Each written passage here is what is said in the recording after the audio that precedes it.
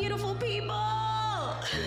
You can make noise, yeah. Oh, yeah. I just want to let you know this is live for a reason. You're all involved in this conversation, so we want to hear you nice and loud and clear. So let's practice one more time. Hello, beautiful people. That's the way we like it. And you guys can make noise throughout the whole thing. Like, just don't have your phones ringing. Maybe we silence those. But I'm Deja Riley. I think I know most of you in this room, and the ones that I don't know, I look forward to meeting after this. I've met some beautiful humans this evening. Yelena brought me flowers. She's a new friend of mine now. I just met her tonight. Honestly, it really just warmed my heart and like took some of the nerves away, so thank you for that. Welcome to Dose of Duality Live. Honestly, this is only my second episode, and so, you know, we're just rolling the dice and going with it. I feel so good to be here. It's interesting that we're talking about love tonight, and I feel so much of the love already just radiating through the room. I see friends new and old. Talked about my new friend, Yelena.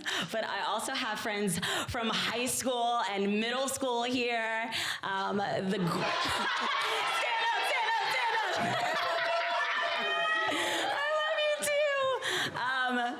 My greatest love of all time is in the room, my husband, Jimmy. A lot of you already know him from social media, but he's here in the flesh tonight, and we're so happy that he's here. And then just my amazing teammates, my friends, my family, like, thank you so much for being here. I honestly just, I feel the love. I feel held in this moment, so thank you. So this is Dose of Duality. It's the podcast where we dive into deep conversation, cultivating a sense of community around the state of coexistence. And tonight we're going to talk about love, healing, and all things in between. Love is complex, but it doesn't have to be complicated. And you all are living proof that it doesn't have to be. You guys are here because you love someone in this room, and I hope it's me. But I really do appreciate you all for being here, and we've got two very, very special guests, two beacons of love and light in the building tonight, Pilin Anice and Joél Leon. And they are going to be my special guests of the evening. I'm just, this moment is so invigorating, so exhilarating. I'm just taking it all in. So I'll just take a moment to just look around the room for a moment. This is like a really good looking room, honestly. Before I bring Pilin up to the stage for a mindful moment, I just want to say that I love you guys. I really, really do. And this would not be possible if you all weren't in this room with me tonight. So let's just get it started. Let's get it popping. Let's laugh, let's cry, let's clap, let's do all the things. Let's make all the noise. Pilin. So many of you may know her as one of my fellow Lululemon studio trainers and Lululemon ambassador. She is also a Howard soror. I don't know if there's any Howard. Okay. Stand up. She is an amazing yogi. She is an actress, a model, a beautiful artist, but most of all, she is a ray of sunshine. She is a bright ball of light, just like radiating in this world, and I'm so blessed to be able to call her my dear friend. So without further ado, let's make some noise for Pilin Anice!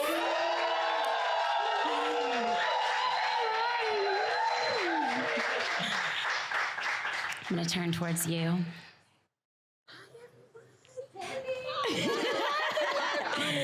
Hey babe, how are you? Hey. How are you feeling? I'm well. Yeah? I'm doing very well. Good. I'm so happy to have you here. Thank you for having me. Honestly, this is a beautiful moment, and thank you for just being here and being in this with me, and then also just like keeping me calm up top and just telling me to take a couple deep breaths, and I just like got to touch myself, tell myself I'm safe, and that felt really good. So it's a great way to start. Peace. So tonight we're talking a lot about love and healing. And I know that for me now, and also has been for you for a very long time, meditation has supported your love and healing practice. And so I just want to know a little bit more about how meditation does that. How meditation supports love and healing. Yes. Okay. So meditation coming to sit is a brave act. It's an act of love, just coming to sit with yourself, because what it is to actually come and just be with your breath, to witness whatever it is that's coming up for you, to be with the multitudes of your being, the duality that exists within all of us. It takes a lot of bravery, and it requires courage. And I think that the root of the word courage, the Latin root, is actually love's heart. And so it's actually coming to be with yourself, being with your breath. And when we come to ourselves, then we heighten our awareness of what's real and what's true. And awareness is the first step to healing. Yeah. And so it's a magical practice, and it's been one that supported me many years now, and it's always a gift to share it. Yeah, I love that. Well, you are going to share it with all of us tonight, and we are so excited to kick this entire night off with a beautiful meditation by you. So I'm going to let you take it away. Awesome. So, friends, wherever you are in space in this moment, I invite you to maybe plant both feet on the earth if you can. Maybe come towards the edge of the chair so that your spinal column is long. And as you arrive, you might take a deep breath in through the nose and maybe let the shoulders just elevate towards the ears. And then as you exhale, release the shoulders down. Let's take that 2 more times at your own pace, and inhale to allow the shoulders to rise. And then as you exhale, let those shoulders drift down and feel the softness across the heart center. 1 more time. Inhaling through the nose, invite the breath to go deep through the soles of the feet, up through the crown, and then exhale, release. Maybe the eye gaze softens or closes completely, wherever you're comfortable. But in this moment, I invite you to go within, allowing the rhythm of the breath to flow in and out through the nose. For just in this moment, can you begin to befriend your breath? Simply bearing witness to the inhale and the exhale. To know the breath is to know life. To know ourselves in an intimate, deep way. So as you feel this sacred pulse, this sacred rhythm, notice if you can invite your breath to be a bit deeper and wider. So in that next breath in, allow your inhale to expand into the lowest parts of your belly. Feel it expand through the rib cage and up through the heart center. And then exhale, simply release, emptying completely. And continue.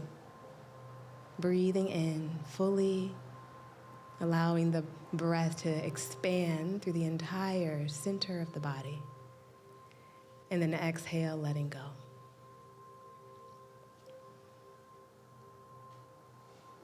And as you witness the rhythms of your breath, notice in the stillness what is revealed. What qualities are presenting themselves in the physical body, be in the mental body, and the emotional body.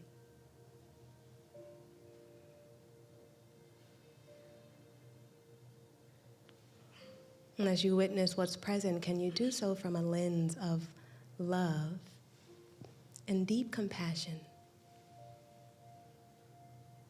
This compassion for being right where you are in this very moment. And there's always a wide spectrum of possibilities that we can experience one moment to the next. So in this moment, you might notice energy that's not just present with the breath, but also that's present in the mind. Where are your thoughts? As we come to sit with our breath, the mind is often very active. That's its job, is to think. But when we harness our attention and bring it to the breath, we invite ourselves to rest here in the present moment, to become aware of what is present in the moment.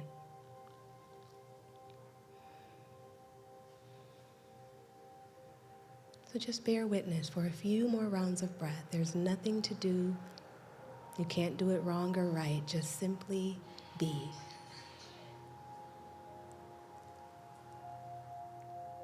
The breath still deep and expansive. Each breath attuning your awareness to this very moment. Feet on the earth, the spine long, the heart open.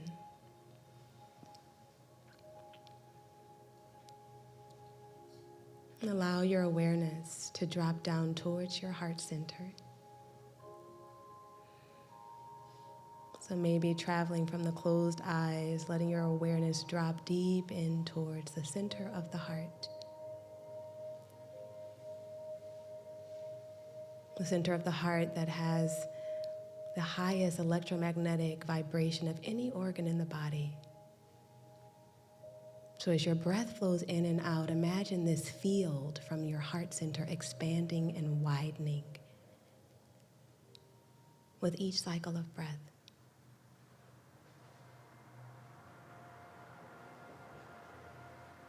Each breath harmonizing your energy.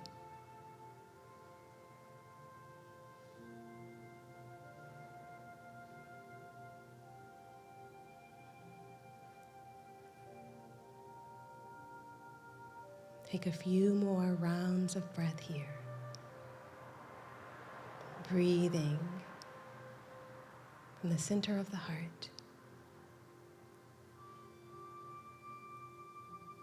The vibration of love radiating through every cell in your body.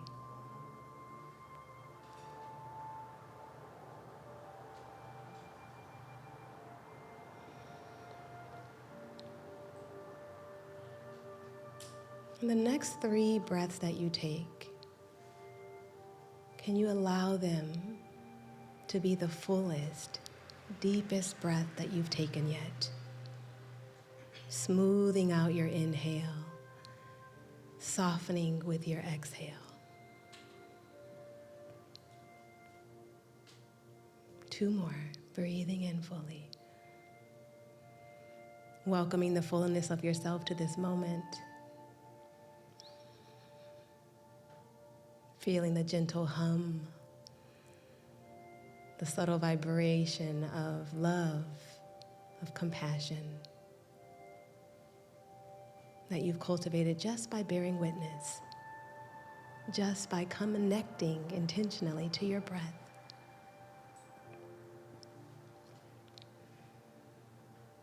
And I invite you here, as your breath maybe returns to its natural cadence, just notice the imprint of this brief moment of being with your breath, of attuning to the rhythms of your heart.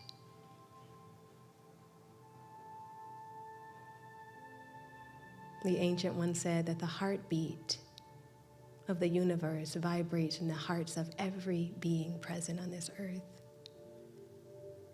So as we attune to our hearts, we attune to the hearts of every being present.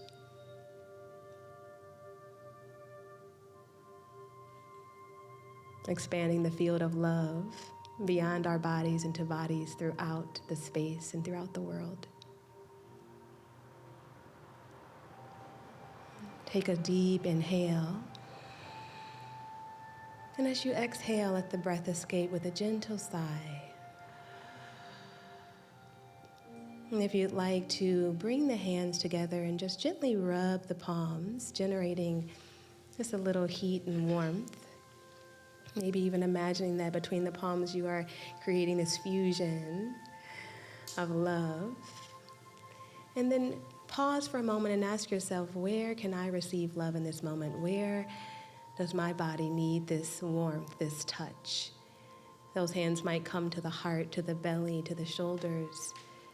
Let those hands come to rest wherever you're intuitively guided to place them. And as they arrive, just be there for a moment. Feel this energy of love directing it straight to yourself, knowing that this relationship of love starts with yourself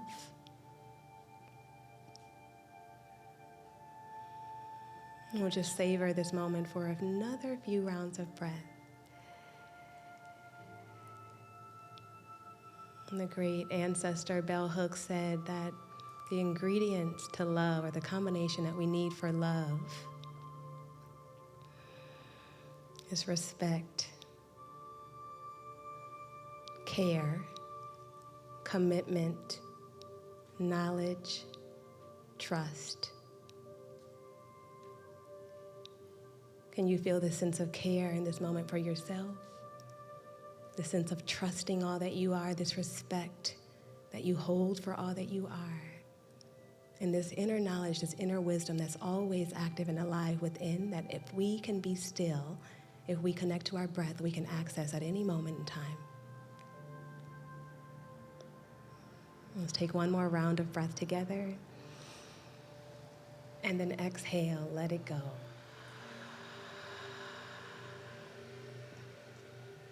And slowly, as you're ready, you can start to bring movement back into the body. Float the eyes open, remembering that the love we desire is always within us. We say ashe to that. Thank you. Oh, Pilin, thank you. It was so beautiful. Yes, we can get some snaps in for that. That felt good. Pilin, you touched on something that I just wanted to close with as we end this portion of the podcast. But you talked about bell hooks, and last year I read All About Love for the first time. I think I shared that with you. And she talks about like self-love being that foundational love, right? And I loved that you just touched on at any given moment we can come back to the breath and access that self-love, and it's so beautiful. And I just wanted to ask you, like, when you think of love in this expansive way, what comes up for you? Who do you think of? How does it feel? When I think of love, I think of what I'm feeling right now. Yeah. Which is just this, something I believe is inherent within us all, like joy. It's something that lives and dwells in the center of our being. And it's just showing up, it's community, it's witnessing each other, seeing each other fully, receiving every single person with just a sense of gratitude and appreciation for all that we are and all that we are becoming and unfolding one moment to the next. Yes. And there's so much love. I think I'm a mom of two kids, and there's so much that I'm learning about love through them. They're really my great teachers. Yeah. And that's all I got. I love it. That was more than enough. I loved it. And Pilin, I love you so much. I love you too. That's all I want to say. Thank you so much. We're all sending love to you. And as we continue to flow through this conversation and allow love to take up space in the room, I just want, for a moment, for us to be in community. So, turn to the person next to you, whether you know them or not, say hi. Say something. We're just gonna take a little break to just be with each other.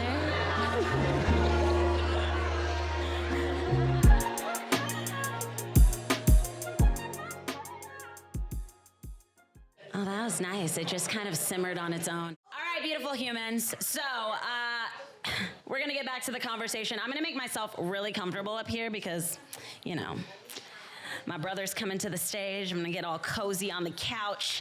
We're gonna have an amazing conversation tonight that we want you all to be involved in.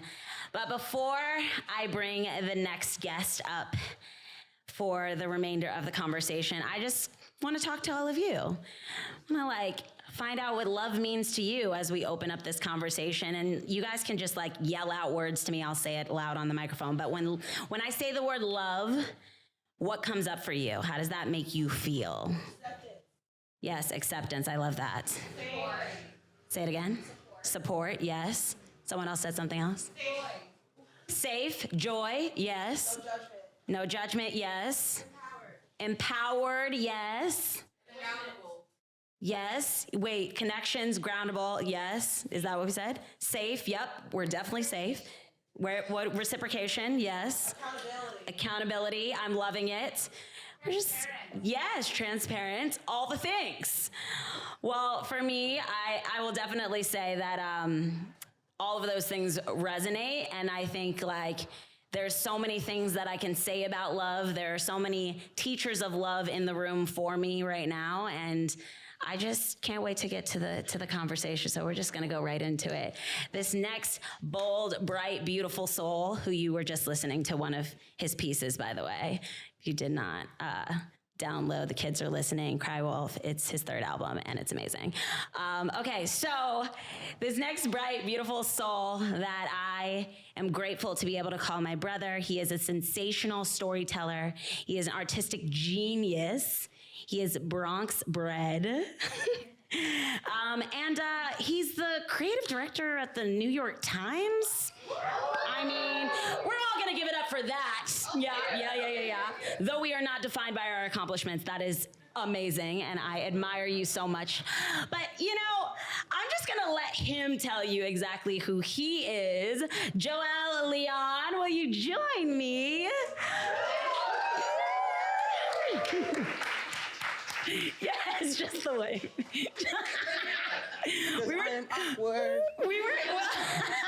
we were taking photos earlier, and Joél told me he feels really awkward taking photos. Yeah, absolutely. And that honestly was like a really great awkward moment. I love that. Actually, it makes me feel safe and secure when people can also be awkward, because I'm awkward too. I'm a black hood nerd from the Bronx, so you know, it's how I show up. And we love you for it. It's like part hood, part Urkel. It's like the yes, Dose of Duality. Yes.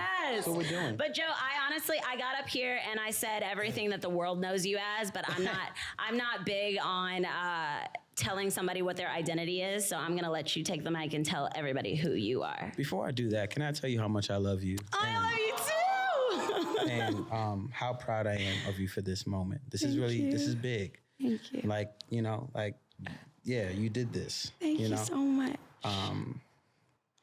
I am a storyteller. I'm a storyteller from the Bronx, born to Linda T. and Charles Lorenzo. Charles Lorenzo, God bless the dead.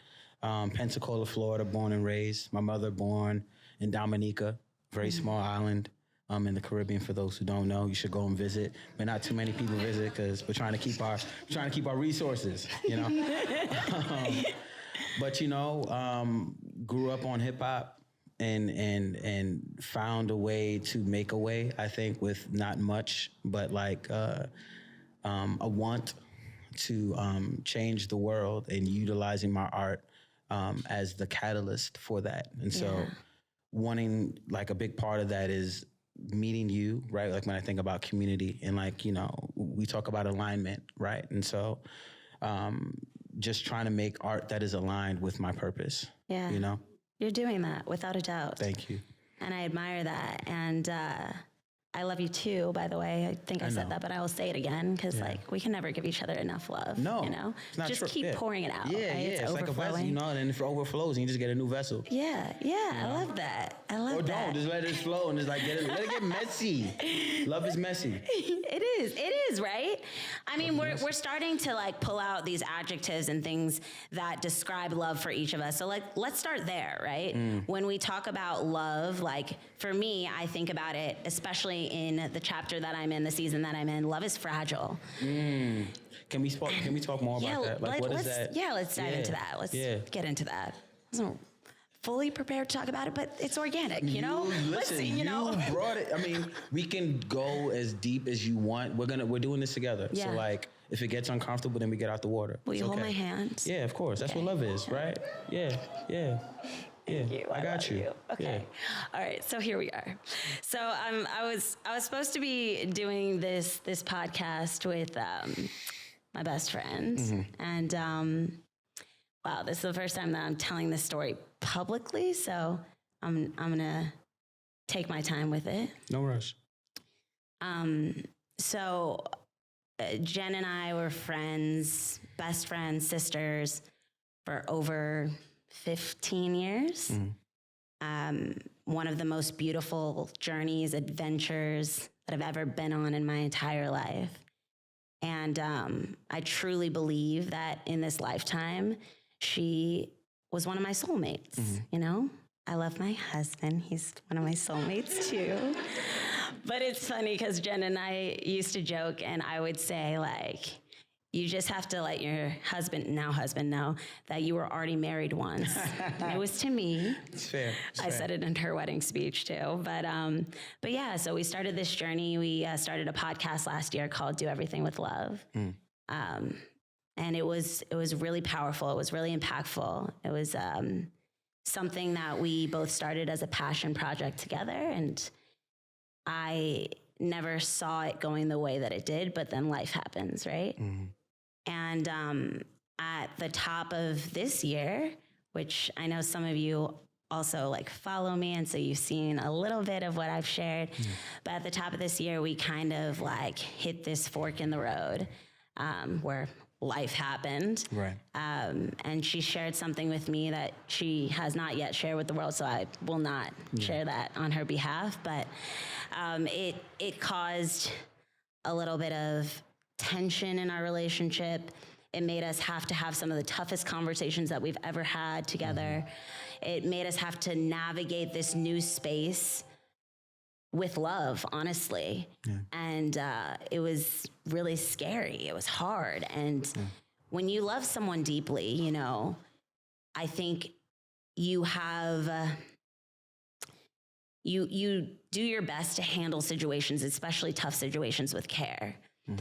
And you have a lot of compassion when in being in the thick of it, right? And honestly, simultaneously, I've been on this vulnerability journey and sharing so much of my fertility journey and what's going on with me internally and what's happening to me physically.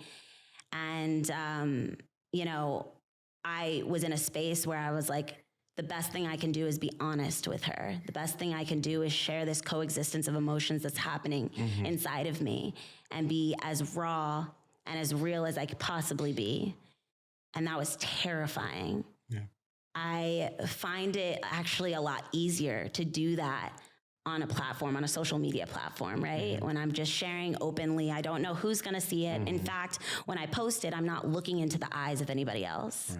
But when I was staring into the eyes of someone I consider to be my soulmate, my sister, and really feeling everything that she was feeling and everything that I'm also feeling, and that coexistence in that space, it really just, it ripped me from the inside out. It like was something that was transformational, where I'm still feeling that transformation. I'm still sitting with all of those emotions.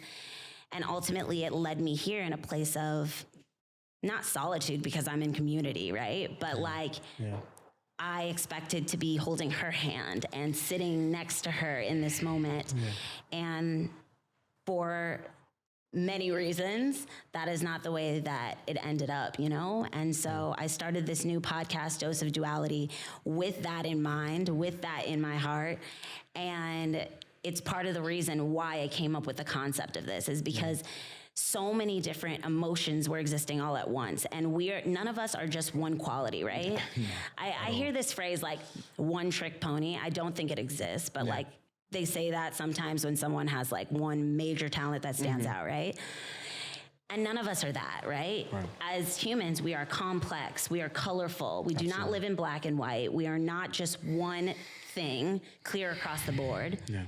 And that is why I think these conversations are necessary, and love is at the center of all that. I think like that's like one of the number one topics. So I was like, we got to start with love, right? For sure. But even with our podcast, it's Do Everything with Love. We started with the intention of love, and I think we want to continue with that intention of love. And sometimes that love has to be from a distance. And that's where we're at now. I mean, like, honestly, it's a really tricky thing for me to talk about because I'm still processing all of my emotions. And I also don't want to speak on her behalf. I can only tell my story. But yeah, that's a little bit of where I'm at and how I ended up starting this podcast on my own. And now I'm here with you.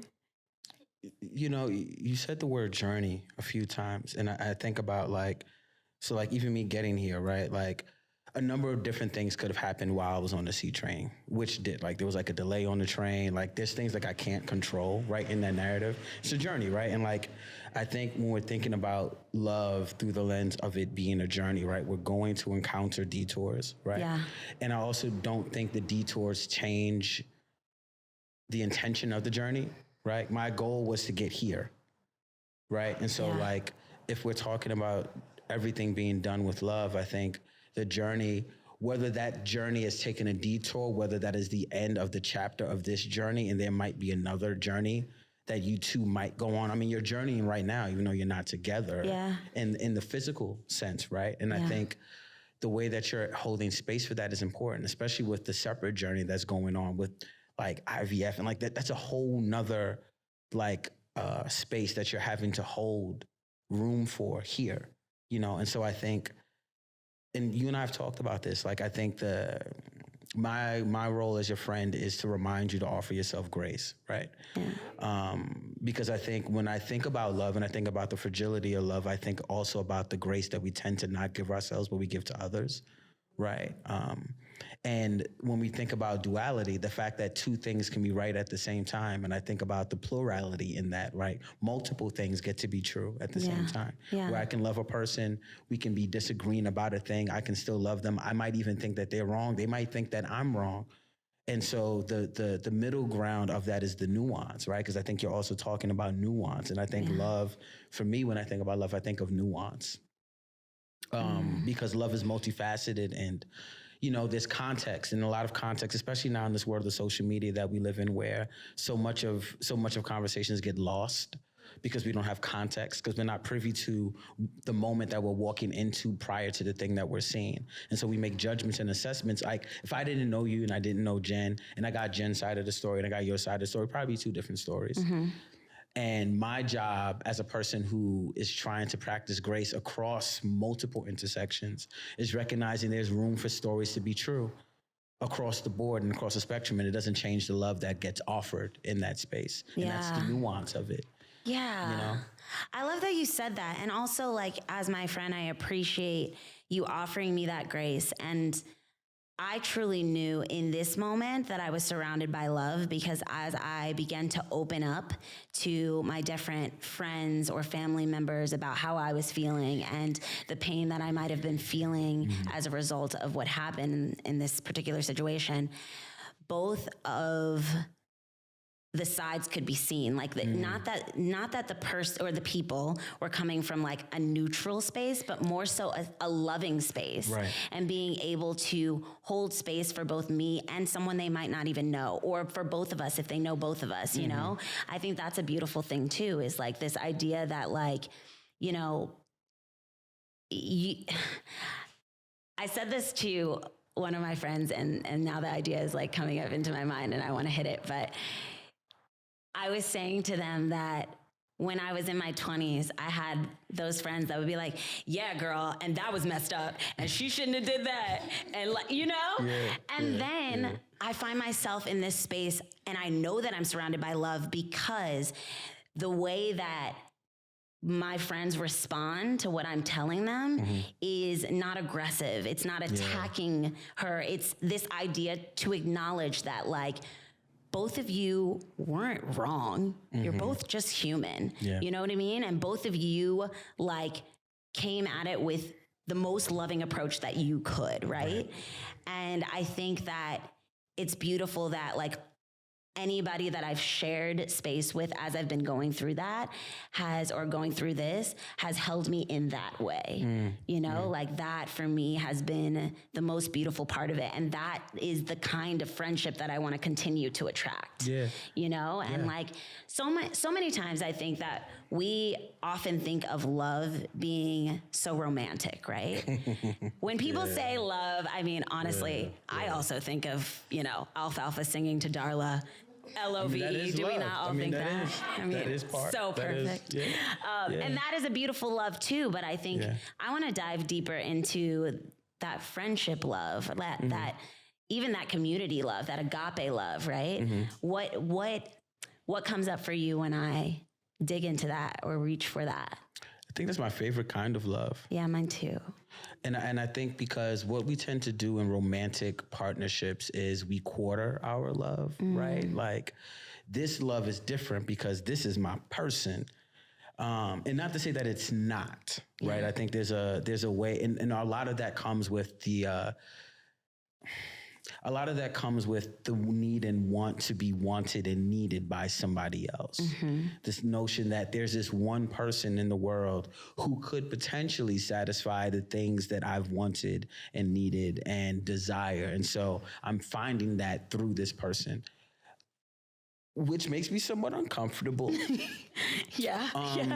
Because when I think about soulmates, I think about this notion that there's opportunity for other loves to coexist within each other. Yeah. And love is limitless. And so I think what we tend to do is limit the propensity of love. And whether or not you believe in God, like, you don't have to. But I think if we're talking about God as an energy and not as a person or as a spirit, then I think what we also have to recognize is that God is also too limitless. And if God is love and and God is limitless, why are we limiting how love gets to show up in our lives?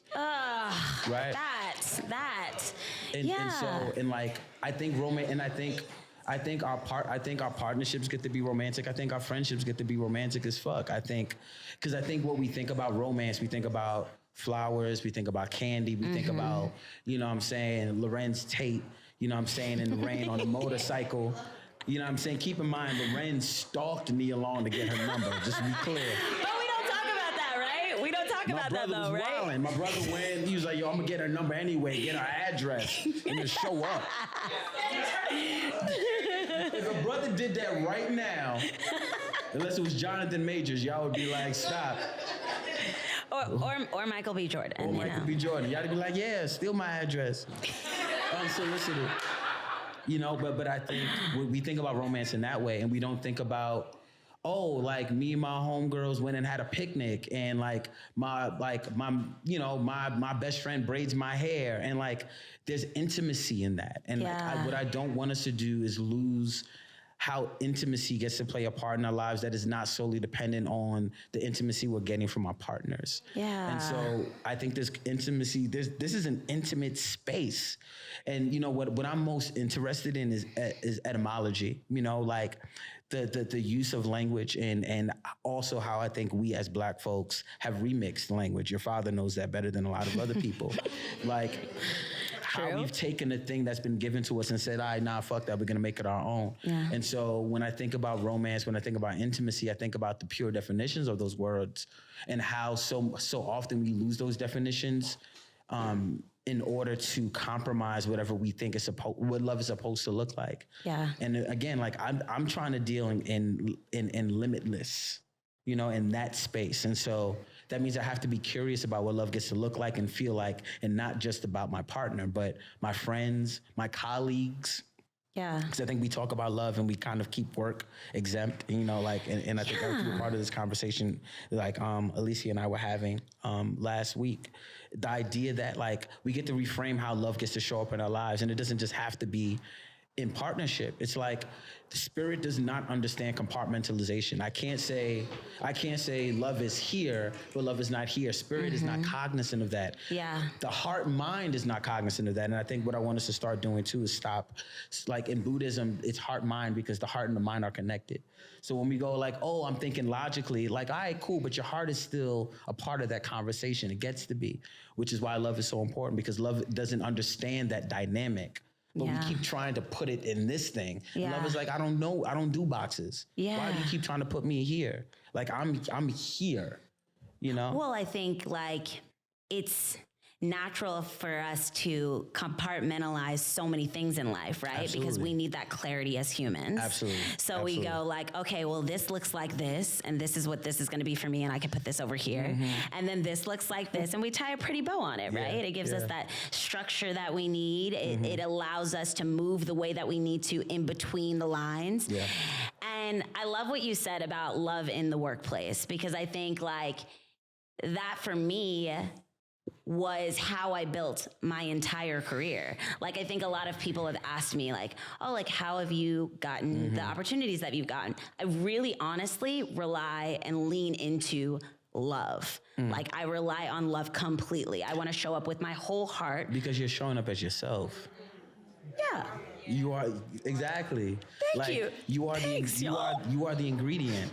Like that's the sauce. You're the sauce. Thank you. You know what I'm saying? So it's like it's easy for you to do that because you're not reaching for a thing. Now, granted, I want to frame this, and I want you to keep talking. I just want to make sure I frame this for folks that for a lot of Black and brown folks, it's very hard to show up with love in environments that are not conducive to that. Yep. Right? Yep. One. And also, right, because I love me a good and also. It's love, it's important. It's good, it's important. Wait, Joe, my husband and I say also as well. So that's our thing. So also as well. You get it. You know? It's and also we have a choice. We get to choose. And sometimes it takes a consortium, but like you also get to be the person to set the precedent. And so anytime I go into a room, I'm like, I'm choosing to set the tone. Yeah. So motherfuckers can be ice grilling or feeling like however they want to feel. Like I can do that too, but that doesn't really align with who I am. Yeah. I get to choose love because I am love. So I'm gonna show up in that. You know? I mean, right. Well, okay, so also for the people that are listening, and not just the people in this room, because this conversation is going to because it's global, because you transcend, global. right? You know It's global. Yeah. I'm just saying, you gotta, you know. But for those people, like, I mean, for you move into love with ease. Like you are love too. Like I actively get to watch you and witness and bear witness to you just always walking as love everywhere that you go. And I think it's the most beautiful thing and one of the most admirable qualities about you. Thank you, Deja. But like, as you said that, like there are some people that are like, but how do you do that? Like, how do you set the tone for love everywhere that you go? So for those people that are asking that question, what would you say? It's a really good question. And I had I remember somebody years ago on Twitter, I was talking about love and she was like, yeah, you talking about self-love, but where did you learn that from? Mm-hmm. People want to know that. And I think part of it though too is like we sometimes operate from this space like love yourself, but if no one has given you the framework for that, you know what I'm saying? And like we have to also look at the marginalization, right? Mm-hmm. If you are a trans woman, if you are a fat Black woman, if you are a disabled person, if you are a person who has been pushed to the margins by society, then, and you're not seeing yourself represented in the work of like living, right? Not talking about branded work, just like I'm not seeing myself on TV. I'm not seeing myself in the workplace. I'm not celebrated in these spaces that I'm supposed to be showing up in Monday through Friday, Saturday to Sunday, sun up and sun down. It's hard to do that. And I think a lot of the framework for me was just, I had to engage in spaces that were showing me that work. You know, and so like when we talk about the bell hooks of the world, you know what I'm saying? Like when even, you know, like we could talk about Nas, like, you know, I can be all I want to be. It's like the messages are there, you know, and sometimes it does take a village, and sometimes it takes a person in a village to see that thing in us and pour that into us. Because without that, then it's hard to discover that. And so for me, you know, my mama, you know, shout out to Linda T. Linda T played a big part in, you know, I wrote this, there's this really small piece I wrote about her, and it was essentially me saying like, you know, I never saw Jesus walk on water, but I saw my mom wait for the bus. Yeah. You know?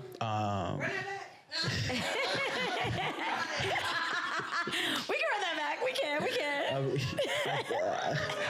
This is not verbatim, but I was like, you know, I've never seen Jesus walk on water, but I've seen my mama wait on the bus, you know.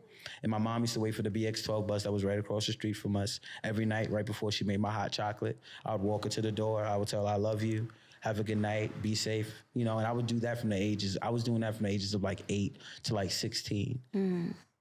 And you know, like my mom gave me the framework. And so that then it was hard when you grow up in environments where like, nah, you know, part of my friends like, nah, nigga, you can't show up in that way. You're a man. Like, because we don't give Black men especially, the room to just be us. Yeah.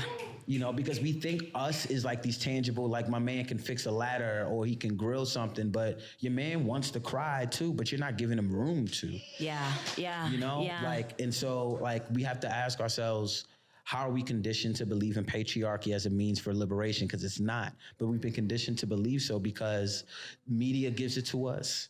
You know what I'm saying? Society honestly gives it to us. And so the work for me was trying to unpack who I am. So I had to ask a lot of questions. I'm just curious by nature. I think part of that is I'm an artist. Yeah. But like if I'm curious about who I am, I'm also starting to get curious about the world and like what conditions have created this person and this self. Right? When we talk about Buddhism, we talk about self and this idea that we identify with a self that is not actually real. Self, this is like clothes. These clothes aren't even mine. Like literally, I mean, they are now. I mean, they are. You know what I'm saying? But like, you know, Lululemon stand up. You know what I mean? But like, you know, shout out to Ashley for the hookup. I'm just saying. But like, this is not who I am. This is like the vessel that's carrying me. And so I had to really do some deep digging about what do I want, what do I need, and what am I offering to the world, and what do I expect from the world in return? Yeah. And if I'm not putting out love energy, then like, not to say I'm not gonna get it back, but it's gonna be hard for the universe to meet me if I'm not meeting the universe halfway. Yeah. So I can't be, you know, when we talk about the armor, I can't be the person that's like, yo, I want love, but it's like, I don't trust nobody. It was like, you're not, you know, make 2 + 2 work for me. Yeah. I'm making it make sense, you know? It's just gonna hurt. And we think like we've created this fairy tale, like love doesn't hurt, love hurts. The people who love us hurt us. And I need us to stop dealing in these fake ideas of like, if I'm loved, this person's not gonna hurt me. People hurt us all the time, not intentionally. Like, again, when I think about Buddhism, we think about these pillars of wise speech. It's wise and unwise, intentional, unintentional, timely, untimely, kind, unkind, loving, unloved. Like these ideas of not right or wrong, good or bad, which are labels, but these notions of how can I show up in a way that is putting me in closer proximity to love. And that is being honest, and that is being true to who I am, which means that's gonna push some people away. You know, it's gonna push some people away. Yeah. But it doesn't mean we love them less, but it means I love me more, you know? Yeah. So like, how do we work with that? And for me, it was all about asking myself questions. The people I love the most are the most curious people I know. Yeah. Because they're just asking questions like, why are things the way that they are? It doesn't mean, and I don't even need an answer. I just need to be able to ask the question. Because the question begets a response from the universe in ways that we can't even imagine. You know? I love that so much. Yeah. Joe, honestly, I love that you also said that about curiosity, because as I became more curious in life, I soaked up an abundance of love all around me. You know what I mean? Like I was curious about going to new places, and then I was finding new loves in those new places, you know? And I was curious about meeting new people and starting new relationships, whether they be one coffee or they be just, you know, a quick Uber ride, or I'm actually getting into partnership with someone and it's new and it's exciting and we're gonna go on this new roller coaster ride together, and like, and honestly, like that brought back my childlike wonder too. Yeah. You know what I mean? Like I love that you talked about Linda. Shout out to Linda. That's the homie. Because I also have to talk about Donna when I think about love, you know? Shout out to Donna. But, you know, she was my first teacher of love, right? Yeah. As I was in her womb, she was already showing me what love was. Yeah. And as I came into this world, she was teaching me how to love. She was showing me the purest form of love. And to this day, she is one of the greatest lovers that I will ever have.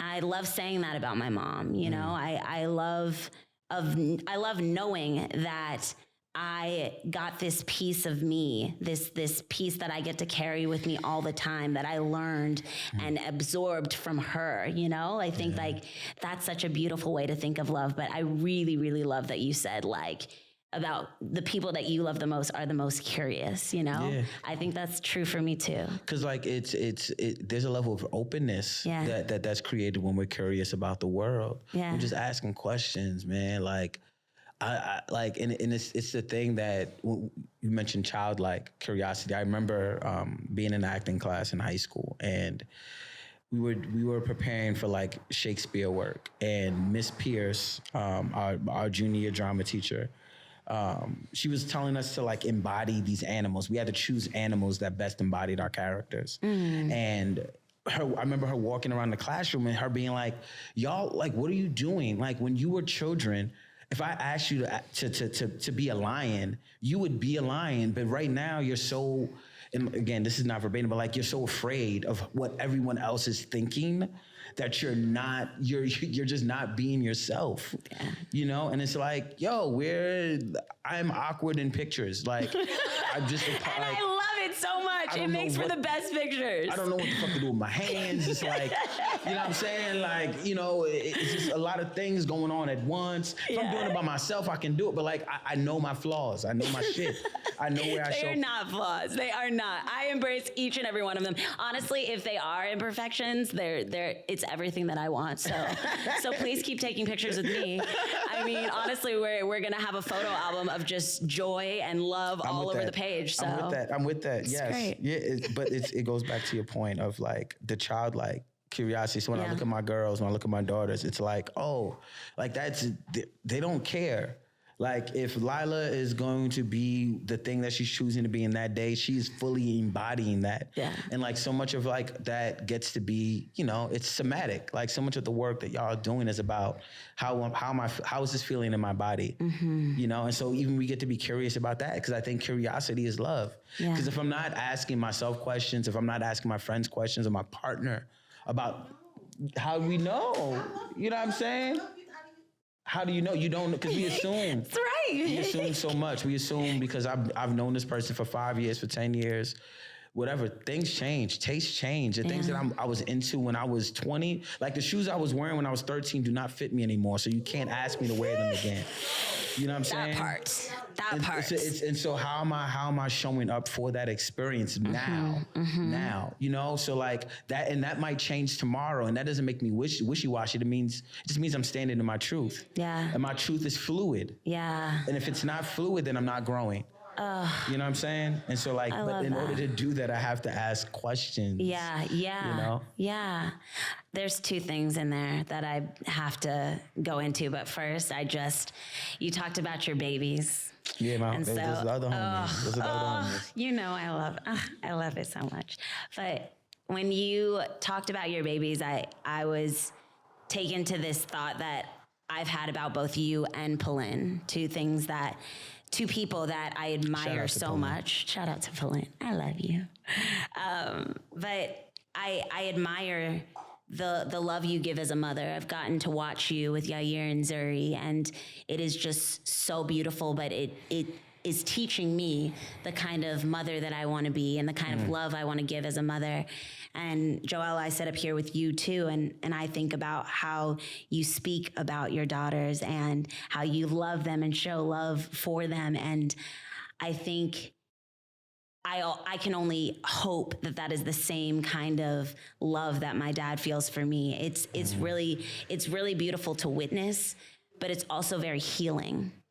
And as I get to see a beautiful mother and a beautiful father take care of their cubs and just like give this unconditional love and protect them with their words and protect them, you know, from these other things out in the world and allow them to just be children. And that is just so beautiful to me. So I just also want to say, like, you've been an example for me in that. And it has helped to heal the relationship that I have with my dad, you know, and also like being able to know that like you both may not come from the same part of New York. You're from the Bronx, he's from Harlem, but I think I also get to see qualities in you that help me to give my dad a little more grace and a little more understanding. And that for me is so beautiful. It allows me to have a deeper love and a more unconditional love for him. And so just thank you for that. That's what's up. Yeah. I love you, man. You too. We're going to say it all night long. Yeah. It's going to be a whole track of just, I love you, because I do. I do. You know, so, you know, like I have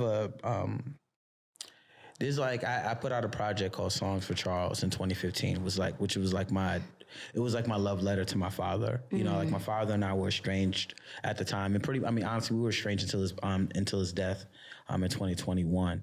And I think about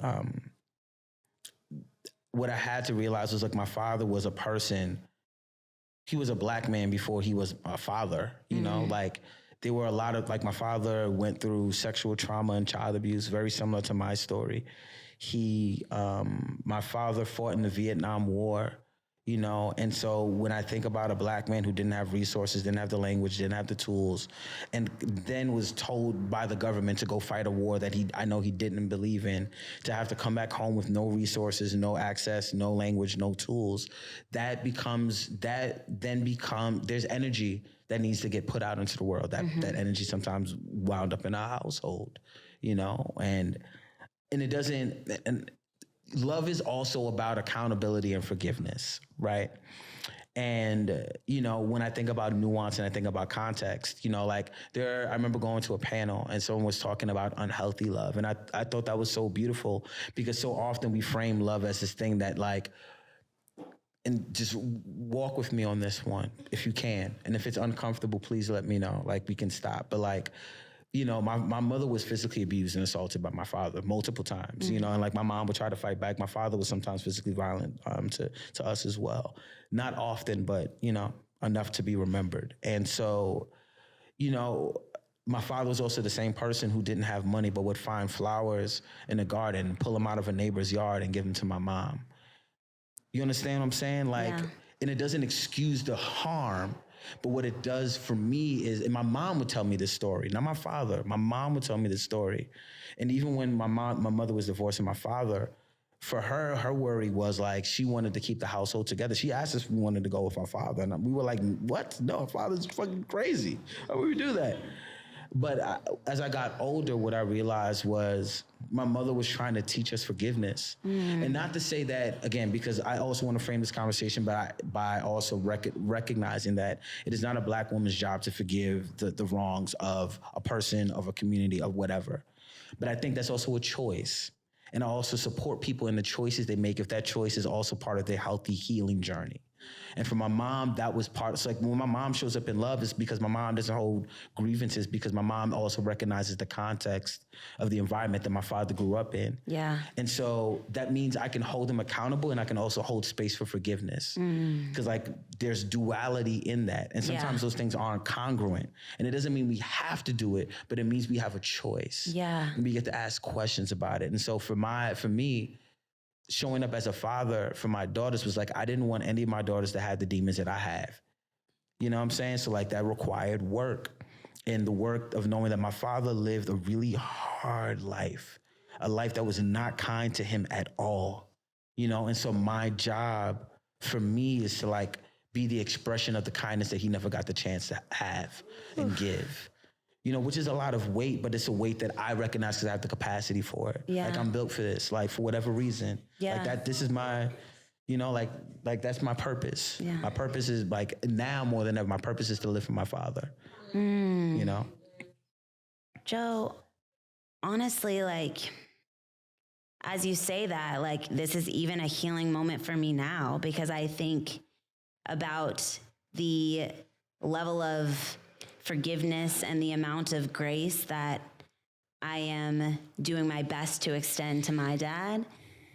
And, you know, our stories are different, but there are parallels. Yeah. My mom stayed with my dad for 20 years. And, you know, Papa was a Rolling Stone. I'm about to say, so, you know, I mean, I am the oldest of 10, and 4 are my moms, and you know the rest of the story. Yeah. But I mean, you know, as you sit here and you talk about, you know, the act of forgiveness and what it took, the strength that it took for your mom to continue to extend that forgiveness to your dad, and that's exactly what I watched my mom do. Yeah. And I think that is why I can sit up here and be this like beacon of light and representation of love today, because I watched my mom do that too.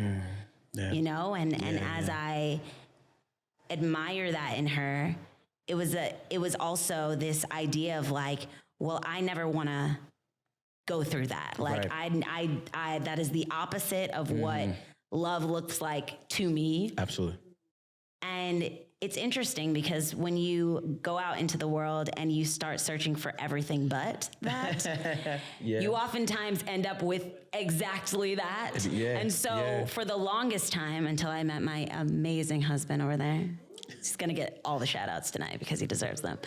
But I was dating my father over and over and over again. And to this day, I am still in therapy processing that and really sitting with that and understanding why I had to learn the lessons that I learned and go through the things that I went through. And each time I gained a deeper understanding for what my mom was in and why she was in it. But also I begin to extend some of that same grace and level of forgiveness to my dad through those relationships. And then I was able to open up myself to receive the kind of love that I thought I deserved because I had gone and like done the work and gone through that journey of self-discovery of like, okay, like if this is what I'm telling, or if this is what I'm saying to myself that I don't want, what exactly am I saying to the universe that is attracting that to me? Time and time again. You know, I think it's so amazing how we are constantly teaching people how to love us just by being, right? Just by moving the way that we move, saying the things that we say, sharing in the way that we share. We are teaching people moment by moment how to love us. Absolutely. And as I begin to develop that deeper self-love, and as I begin to hold myself a little tighter and really appreciate and pour into myself the way that I should, I would say magically, but you know, a friend introduced us. It wasn't exactly magic, but I did attract exactly what I needed in that moment. I think like, that is like one of the beautiful parts of love is as we put it out, we receive more. We're never going to be depleted of that love, right? We're going to put it out. It's going to come right back to us. And it's going to be this like, this flow, this like cyclical pattern that just keeps going and going and going and feeding and feeding. And I love that. Like I just, that's my favorite part about love. Yeah, love is a natural resource that I don't think we utilize often enough. Because like when I talk about love, I think about love a lot of the times in like the social justice, transformative, abolitionist space. Like I think the most loving, anytime I think of love, the first thing I think about is the free breakfast program. You know? Yeah. Because we think of love and like, I think the duality. Love is John Lewis getting smacked the fuck up at a sit-in at a lunch counter. You know what I'm saying? And love is also little Bobby Hutton, you know what I'm saying, carrying a firearm or being like, not today. You know what I'm saying? Like, it's love for community that creates that. Right? It's like love for something that is bigger than me. And so often our love is like me. And yes, cool. That's all ego. It's like we get to hold space for like, I want love, but my love gets to be bigger than the thing that exists in me. Like I'm just a vessel for the thing. Yeah. You know? So even when I hate like, and I also, in sidebar, we can park that to the side. What I also want for you, and especially in this journey that you're going through with your father, like, you know, you kind of said it, but like, I want to be able to remind you like that, like your mother's journey does not have to be your journey. You know, again, like that is a choice, you know, and like what I also want us to not do is disavow those who are making that choice. Or judge folks who are making the choice to stay in the thing, even though the thing isn't right. Because like right or wrong is subjective greatly. You know, there's a small window of like, this is right or this is wrong. Like, I think there are things that we almost all can agree on. At least folks in this room, at least, you know, like the GOP. We can keep it here. Right here. You know, but I think if the more we leave room for curiosity and space and neutrality and also the gray of life, because I think a majority of shit is gray. It's like, it could be this way or that way, depending on where you are in the context of the situation. But like, that doesn't have to be your journey. And like, I appreciate you knowing that and also being patient with yourself through this process because like, even with grief, because I think you're also, love is grief. There's like grief in that space of like having to grieve, right? Like having to grieve a thing that we thought was going to be, you know, like I wanted this relationship to be this way and it didn't and it ended. Okay. We get to grieve that. And we oftentimes we're not grieving it. We're trying to move past the grief part. Yeah. Right. And like grief is a part of the loving process. Yeah. And like you get to grieve the ending of what you and your father's relationship used to be while also honoring what it is now. Yeah. You know, like, and there's that chasm, like that dissonance, that space, I think is also where love exists too. You know what I'm saying? It's like you know, it's that in-between spot where we're still trying to figure things out like that. That is also all love, you know? Yeah, I'm there right now too. It's like, as we talk about grief and we talk about parenthood, like the first thing that I think about is my journey to motherhood, you know? Yeah. And a lot of the reason why I'm trying to heal my relationship with my father is because I have this deep desire to be a mother. And that has been a journey beyond my control. Yeah. You know, as I very presently sit with the grief of that. For those that don't know in this room, like 2 years ago now, I had a miscarriage. Then following that, I did 3 failed IUIs, followed by a chemical pregnancy, and then had a hysteroscopy to remove polyps and jumped right into headfirst IVF.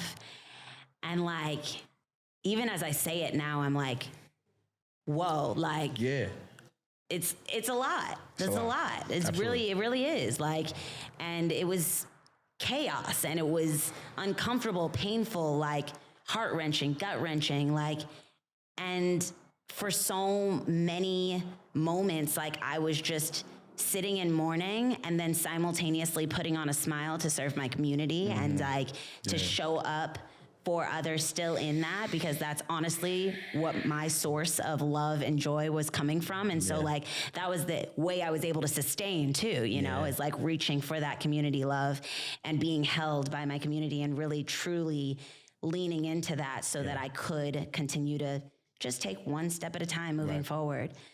But like, as I think about love and grief, we oftentimes don't put those 2 words next to each other, right? Yeah. But they can live in the same place. Like I am actively sitting with love and grief in this moment. Yeah. And, you know, I think on the outside looking in, like I project this image of joy and that I am, you know, and I project this image of love and I also am that. And I had this like moment last year where I was like, I also want to show that there are moments where I'm falling apart. I am crumbling to pieces. And that is my true and honest self in that moment. You know, it is, I do not want to present this image of perfection, which can oftentimes be misconstrued, that like everything is roses and daisies and orchids all the time. Yeah. It's not real life. Yeah. And as I sit with thinking of love and grief and allowing them to be partners and allowing them to live in the same space with each other, like that is where I can find a sense of calm. Like that is where I can sit with myself, be okay with myself, love on myself a little bit more because I'm being honest with myself. What I'm hearing in that is harmony. You know, like one of my favorite, like when I think about, you know, in the Jewish community sitting Shiva, to me, such an act of love, you know, all black, we're covering mirrors because we're honoring the loss of this person. Like we're so cavalier about loss, I think, you know, because it happens so often. And I think what I was learning a lot during the pandemic, and you and I talked about this, it's like, so much of the pandemic was grief for us. Like you lost a job, you lost a partner, whether it was like you broke up or unfortunately you lost a partner due to like, you know, different circumstances. And so having to hold space for those things and doing so lovingly, like is a practice. Yeah. Like, cause like we're also talking about transitioning, right? Like even just what you're sharing, like your physical had to transition out of these different instances that were affecting your body, and having to try to hold space for that is arduous, not even considering the fact that you're a black woman doing this, right? And when we think about the intersections, we also have to, again, when I think about the curiosity and the context and the conditions we live in, having to hold space for all those different realities and how they intersect, I think also is a practice of love, and which is challenging. Like, when we're reading Bell Hooks is all about love. Like I think we cherry pick things, but like she's also she's challenging us. Yeah. I think when we talk, like when we take pictures of the book, it's like on our bed, it's on a picnic. Like we're talking about. I took mine on the beach. It was. I'm saying all about love right here. Like and share, please. And that is it. That is it. And also, Belle was challenging us to rise to the occasion, because like so much of what we do is not rooted in love. It's not rooted in intention. It's rooted in ego. It's rooted in ownership. Right? And not even just in a partner, but like owning a moment. Oh, that's 5 minutes. That's a good side too. Thank you. What's your name, brother? Thank you, brother.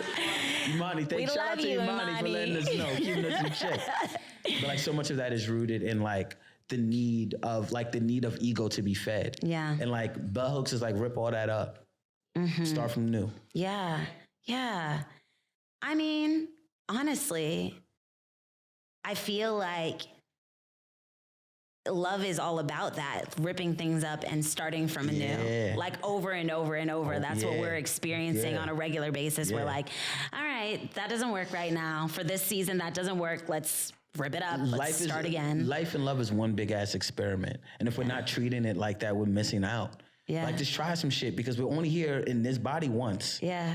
That's it. Yeah. So you telling me in this one experience that you get to have in this body that you're given, you're not going to do all the things that you want to do. Yeah. You're not going to ask all the questions. You're not going to fall in love relentlessly with life, with the people around you, with your dreams, your goals, all the time. Get the fuck out. I'm doing that shit all the time until I'm gone, dog. Listen, me too. You and me both. Like, Swimming. I mean, that is swimming. It's me Just swimming. keep swimming, finding Nemo. Sorry, It worked. Joél, like, I don't want this to end. I know, Sam. We have to carry on the conversation beyond this, and so there will be a part 2. Yay. So this is my invitation. Can you come back? Girl, please, And then yes. be beyond Dose of And Duality. we're going to have coffee great. in between that, but yes, absolutely. Done and done. Okay, we're doing that. Yeah. But I just appreciate you so much. I love you so much. Same. And I thank you. I extend my deepest gratitude for you just sitting in this moment with me. This is for great. sharing with me, for loving me. I see you. And also just being you. Because I think that, I learned so much about love through you and life through you, but also because you are you, I can be more of me, and I want more of that in my life. So thank you for being that. Thank you for being you. Yeah. Thank you, Deja. I love you. I love you too. Though I don't want this night to end, and it won't end just yet. We're gonna have some more drinks. We're gonna mix and mingle. I'm gonna close it up. Thank you so much for being here. I have a few thank yous to say, and I'm gonna definitely resort to my cards for this one because I don't want to miss anybody. So here we go. Are you saying all those cards? Oh yeah. No. I'm not saying all these cards. These were my notes for the conversation, and then I just tossed them to the side. So I was like, I don't need any of these. Notes. I had you, and that was great. Okay, thank you so much to WTF Media Studios. I appreciate you so much. This podcast would not have been recorded without you, so thank you. Huge thank you to aunts and uncles. They are here by our lovely friends Lululemon. They've provided some nourishment for us in the back. So after this, you guys can all go enjoy some light bites and some drinks from Remy Martin. Thank you to you as well. Huge thank you to Prospect Studios. Dylan and Justin, this space is amazing. Thank you so much for opening up your doors and opening up your space to us. We appreciate you so much. There are some beautiful gifts in your gift bags. So a huge thank you to Athletic Greens. A huge thank you to Palace 111. And also to my amazing team at Lululemon. I have to say some special shout outs too. There's some Lululemon in there for you, and I'm very excited for you guys to check out one of my favorite items from Lululemon. But I also want to say a special thank you to Ashley Waters. First of all, can we all stand for Ashley Waters, please? Everyone stand. Ashley has been just a hero in my life and has been the glue to keep all of these amazing activations that are happening with Take Space together. And so, Ashley, you deserve a crown. We love you so much. To my amazing Lululemon manager, Natalie Weeks. Another standing O. We love you, Natalie. And I see so much more of my Lululemon team in the space. Thank you, Mel, Jeremy, Dana. So many Lululemon people in this building and such a community of love. I think one of the most beautiful things about the brand and a reason why I am a partner with the brand is because they put people before product. And it's a reason why I'm sitting up here today, because they care about me and they value me and they support me and they see me, and I'm so proud to be a part of the Lululemon family. So huge thank you to all of you. Some big grand thank yous to Amani and Haley, who filmed this tonight, who took incredible pictures and then just brought incredible energy. So thank you. I love you. To my amazing dream team, my Fab Five, I'm gonna call you out. Pepper, Victoria, Mercy,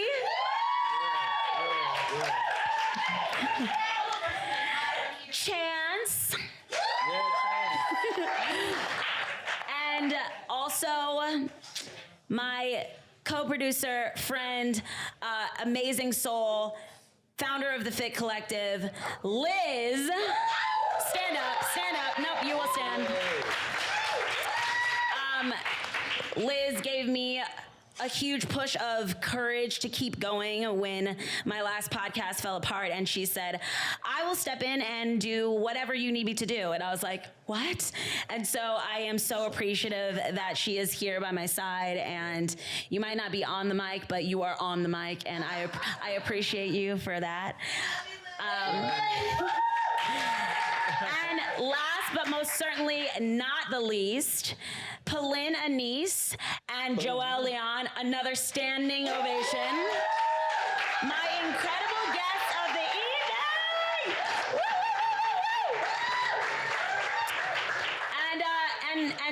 And since you all are here, before we get the libations going and the music flowing, I am going to give you guys a little sneak peek into what's next. I am welcoming an incredible human that just led her own festival with the wonderful Eric Mosley. But this human also stepped up to the plate in the midst of things crumbling and falling to pieces and said, I will hold your hand and I will walk with you and I will be, the best support that I can be for you. And so I just have to extend a huge thank you and welcome to Dose of Duality to Alicia.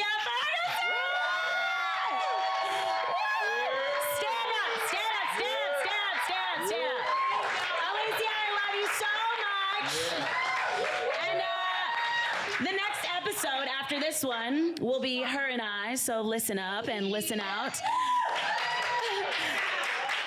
I thank each and every one of you guys for being here. Please have fun. Please get to know each other. Please scan the QR code in the front. Now I'm stumbling over my words. This would be a fine time to do that. Scan the QR code in the front. Please subscribe on Apple, on Spotify, on YouTube. Again, this does not happen without all of you tuning in, listening, watching. So thank you for being here tonight. And go ahead.